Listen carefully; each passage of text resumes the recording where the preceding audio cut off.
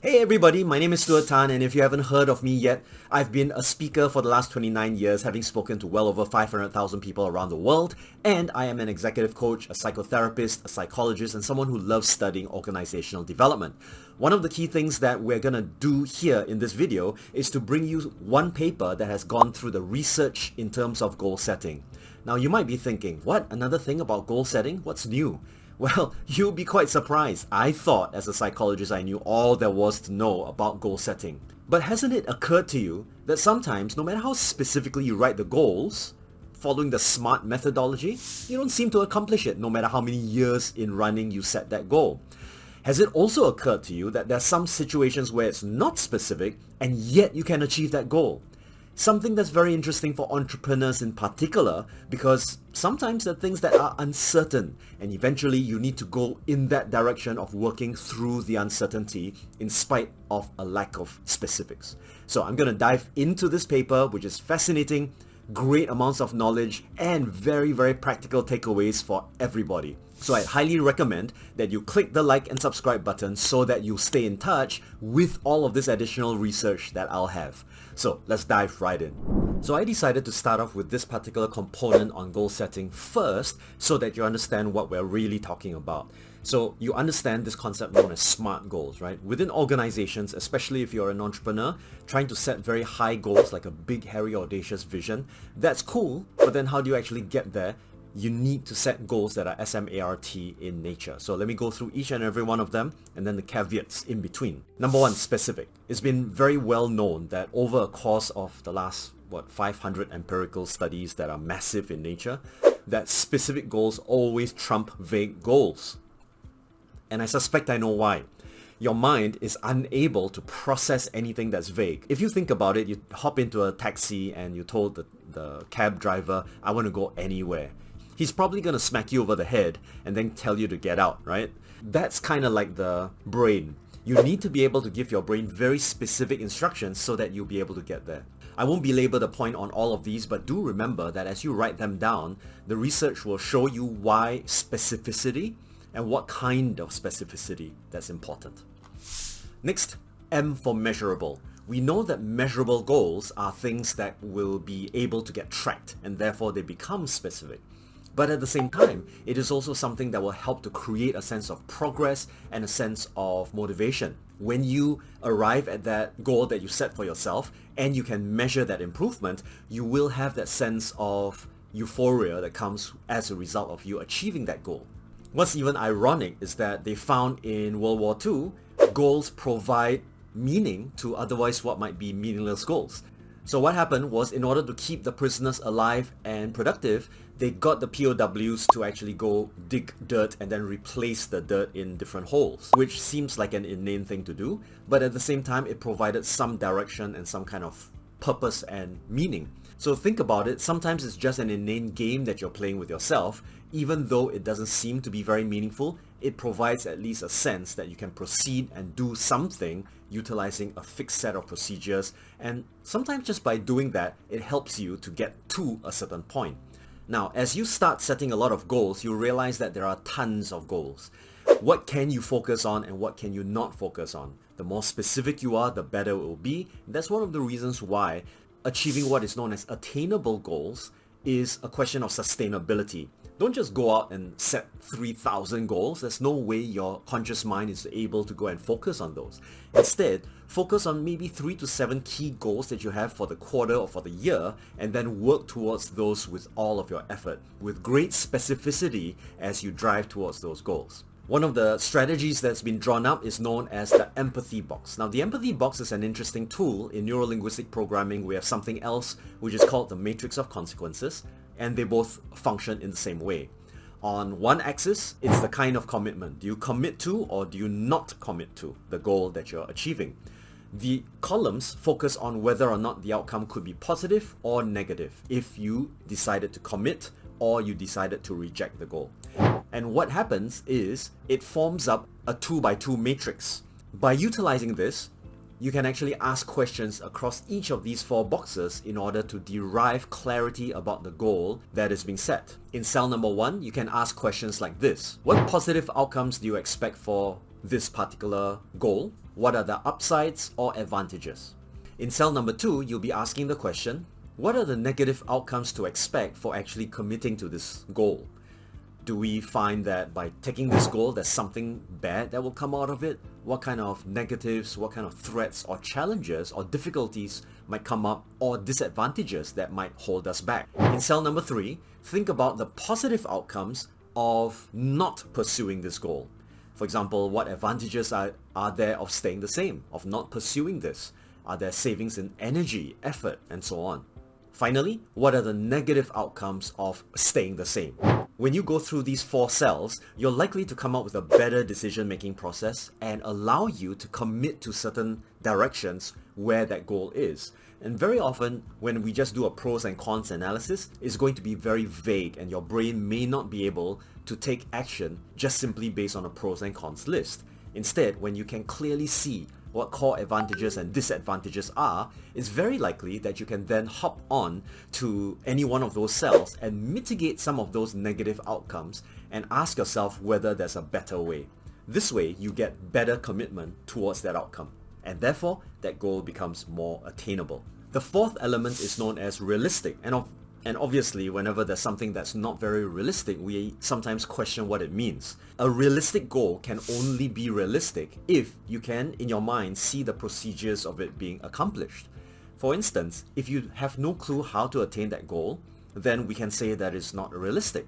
However, if some people have learned how to do it before and can teach you, then obviously it becomes more realistic. Just because you don't know doesn't mean you don't set a goal though. When you set a realistic goal, and you don't know how to accomplish a certain type of goal, then your SMART goal has to be oriented towards the learning outcome rather than the action outcome.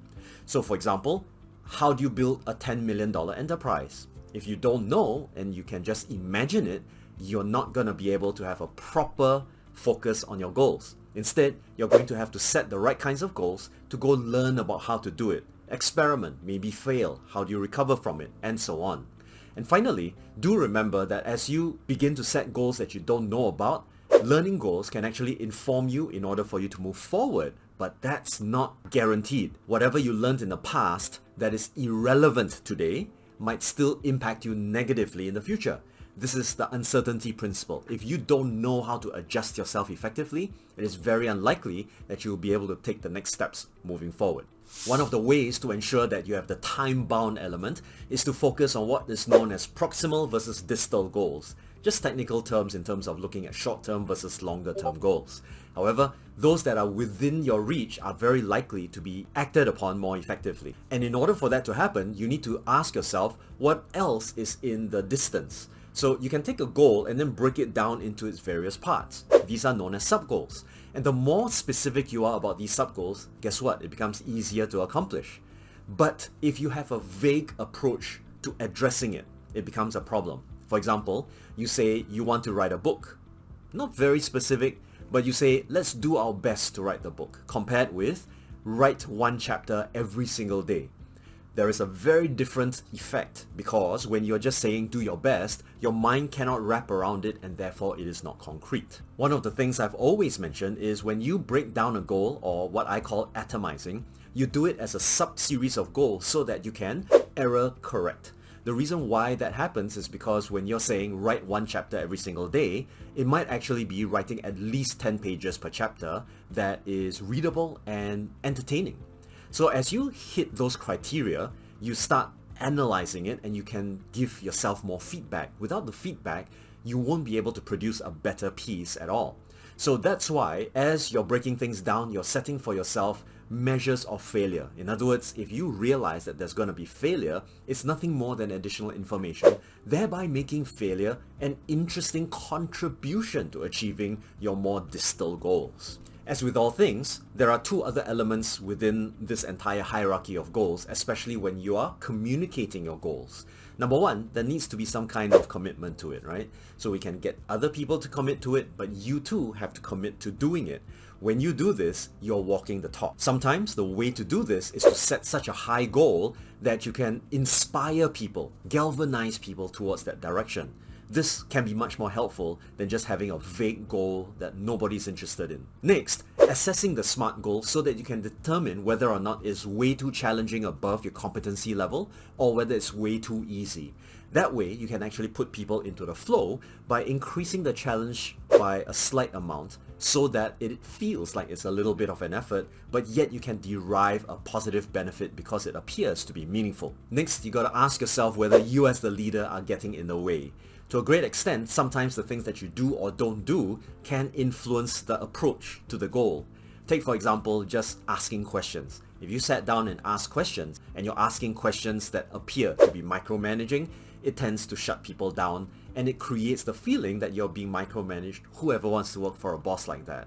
Comparatively, if you're asking things about support, about resources that you can contribute to the team, that might actually give them a sense that they are autonomous and they can actually raise suggestions in order for the goals to be accomplished. Finally, as a leader, you need to identify environmental changes that happen in the marketplace. And that's one of the reasons why, if by not noticing what's happening in the environment, it's going to cost you more effort, leading to a lot more of redoing. And that kind of effort doesn't raise morale. The last thing is to ensure that even though you're moving from one point to another, the effort being put into this is actually acknowledged and appreciated, thereby providing other people feedback that they're doing a good job. Now, this is all highlighted in something known as the cycle of good work, and you can read up on it inside the book Superscaling. One of the elements in measurement is to ensure that you have multiple measures that cater to different stakeholders rather than just one key stakeholder, such as a client. And this is important because as you think about the clientele that you have in any kind of business, focusing on them and getting a perfect 10 is probably not as good if you have a 0 from your staff or a 0 from your partners. You need to be able to give a fair assessment across the board, and the only way to do this is from multi-rater feedback. This way, when you're able to see yourself as a leader moving forward, you're not just putting all your eggs in one basket and ignoring everything else. Rather, you're measuring from multiple stakeholder viewpoints, and this can help move the needle in a more comprehensive, sustainable, and scalable fashion. This is where the measurement is now aligned with whatever it is that you set as a goal. After all, if you set a goal that doesn't reward what's supposed to be rewarded, it's gonna fall flat on its face. So I hope this video was helpful in assisting you in understanding the overall view of goal setting theory in general. Goal setting theory is such a huge field. It has expanded, spilled over into leadership, into management, into many other areas and many other subtopics, to a point where almost everything has got to do with the choices you make and the goals that you set every single day. So it's impossible to talk about everything related to it. But what I hope to have this accomplish is that you know exactly what needs to be done, and you can appreciate the research that comes immediately after this explanation. So the title of this research paper that I'm looking at is called Writing About Personal Goals and Plans Regardless of Goal Type Boosts Academic Performance. And this was done by Shippers et al. In Contemporary Educational Psychology, 60th issue, 2020, which is quite recent. So I'm going to dive into some of the mechanics and the discussion. If you want to find out a little bit more, head up to your local journal database and take a look at it. So just to give you a little bit of context about how this was researched, there were two groups of goal-setting cohort students within a college in the Netherlands. And what happened was they were attempting to compare what happens when they go through this goal-setting intervention. Now, the goal-setting intervention required the students to spend up to 2 hours in a quiet environment, such as a library or back at home, but it had to be uninterrupted for a 2-hour stage. There were 3 consecutive stages where participants will be allocated to each of these stages in succession. So, in stage 1, participants would list 6 to 8 goals in an uninterrupted free writing format. Whereas in stage 2, they have to articulate plans in order to be able to get there, also known as a goal achievement plan or a GAP. In the third stage, the students will schedule an appointment with an appointed photographer and then to provide a list of their goal attainment vision. This statement would then be published in the year journal, for example. One of the most shocking things, the goal-setting cohorts consecutively scored 20% higher performance compared with those in the control group. In other words, those that did not give the treatment for this particular way of doing things would have scored 20% less And that's a huge amount. If you think about entrepreneurship, for example, imagine that you could utilize the same methodology in order to achieve a 20% increase. That's 1/5 of your entire revenues, potentially. Now, I'm very stoked about this because there's something even more radical about this. Firstly, those that went through the 3 stages ended up getting significantly higher results than those who only went through 1 stage. And those who did not go through any of those stages ended up with much weaker results. So what does this tell us? This tells us that the goal treatment requires us to not just, number 1, list down the goals. Number 2, it requires us to articulate the plans for each of these on an ongoing basis. And finally, to be able to declare it upfront with a general statement of direction. This is crucial because I think in entrepreneurship, most of us only focus on one thing, which is just listing down the goals rather than having a way to articulate the plan moving forward. In my original opinion, I'd always thought that articulating the idea was the key thing. But apparently it's about staging it. And what I find is a very powerful process would be to be involved in some of these factors that can make this so practical that it can supercharge the results that you're going to get wherever it is that you go in life. So firstly, it is not just about the writing that matters. It's about how much you write and the quality of what you write. Of course, you might think, well, that's not surprising. If I write with higher quality, it must mean that my goals are going to be of higher quality, right? The direction in which I'm going is going to be of higher quality. However, it seems like the quantity that you write together with the quality that you write makes a big difference. And what they found is that the longer, the higher quantity that you write, it's also significant. Now, what does this mean? It probably means that if we don't articulate our goal achievement plan clearly, we don't rehearse. So I believe that there's a rehearsal effect, being able to articulate very clearly what you need to do. But secondly, why is it that quantity is just as important as quality, where quality alone doesn't necessarily make a very big difference? Well, I think it's because when you're iterating over and over and over again, you allow the mind to make neurological connections across disparate ideas so that you randomly speak and allow the unconscious mind to piece all that together. Highly theoretical, of course, but it does seem that you're priming yourself inside of your mind to associate all the things that you're thinking of in terms of your goal achievement with this kind of writing. So once again, the number of words written, the quantity of words written in the goal achievement plan, and also the quality of the goals that you've written actually contribute to that kind of performance. In this particular case, academic performance, but I think by extension, also any other kind of performance. What is probably most surprising, at least to me, is that this kind of an effect of goal setting that probably nobody ever saw coming. Imagine you're setting a very context-specific goal. For example, you want to improve in your weight loss goals, you just set a weight loss goal, and that should be the end of it, right? Apparently, there's something else more surprising, which is the ability for you to set general life goals where you see yourself and where you envision yourself seems to be even more powerful than just setting a task-specific or context-specific goal. So this contradicts the idea about being very, very specific. And what they found is that maybe when you set a bigger vision for yourself, it impacts yourself that creates a purpose for you going back into whatever goal that you're setting. Make the unconscious priming utilizing your own personal goals to elevate the value and the meaningfulness of the other goals that you're setting. So for example, I want to lose weight. Instead of setting weight loss goals, I'll sit down and ask myself, what do I want in life? And I'll start writing these and setting priorities and fleshing out those goal plans.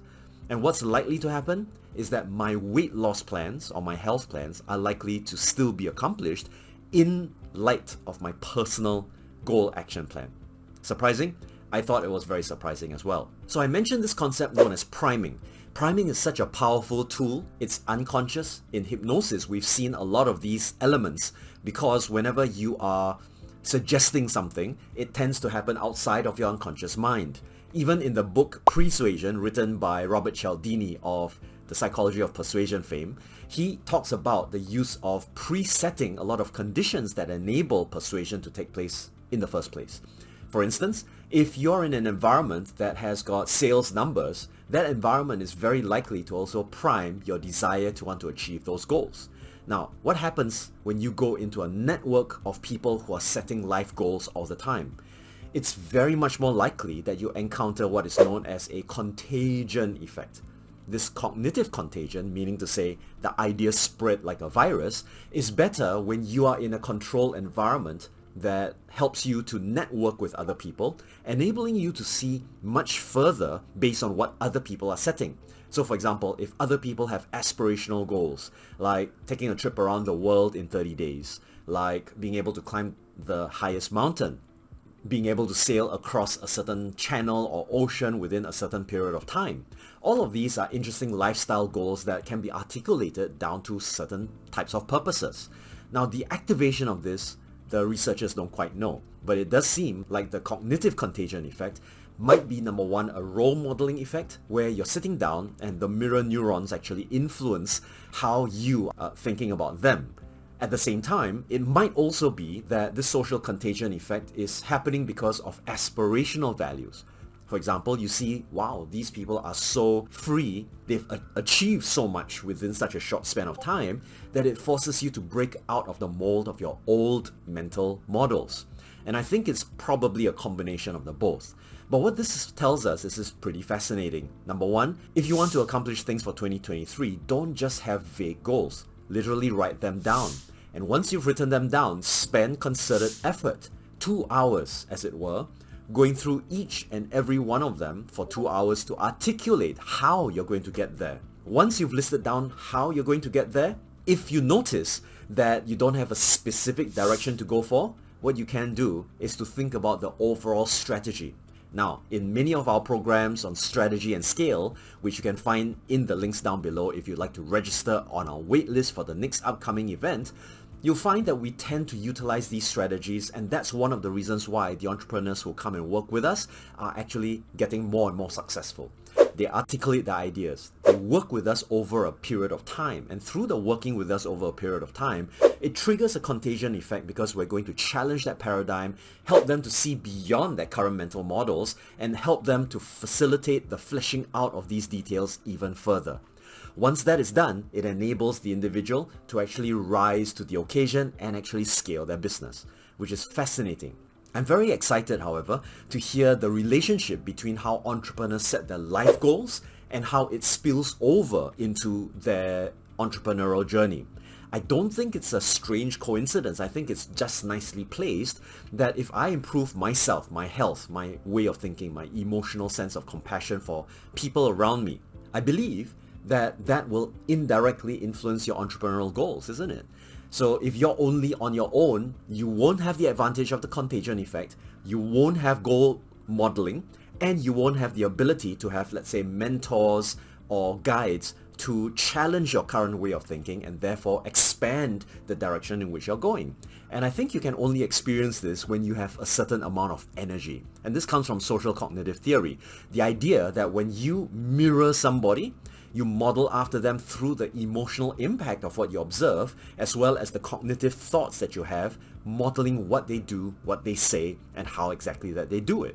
In a network, the effect is going to be quite narrow because you're only going to meet some people on and off. However, surely they will inspire you. When they inspire you, surely you want to deepen the network. Surely you also want to find ways to give back to the person who has generously contributed to a new way of thinking for you. That, my friends, is why entrepreneurial networking is extremely important and so powerful. The next thing is the environmental priming effect. Yes, you can have one-on-one conversations, but isn't it different that when you are studying for an examination alone, you don't get the impact of other people studying? I mean, do you understand the power of noticing that you're in college or in university and you're seeing 100, 500 students studying all at the same time? Surely that gives you a little bit of mental pressure and forces you to have to focus on what you need to do, isn't it? It's seen as a challenge. However, most people who are involved in, let's say, entrepreneurship, who are not involved in a network that trains or triggers their way of thinking, guess what? No new ideas come about. No new ways of learning actually can enable them to strive to a higher level. And that, in my opinion, is one of the biggest shames where people who have maybe, I don't know, maybe they have too high an ego or they feel insecure or helpless, they think that they should shrink and they should avoid. Whereas in reality, exposing themselves more regularly and opening themselves up to a marketplace or an environment where they can really train themselves to become better and better by seeing how other people are getting better and better.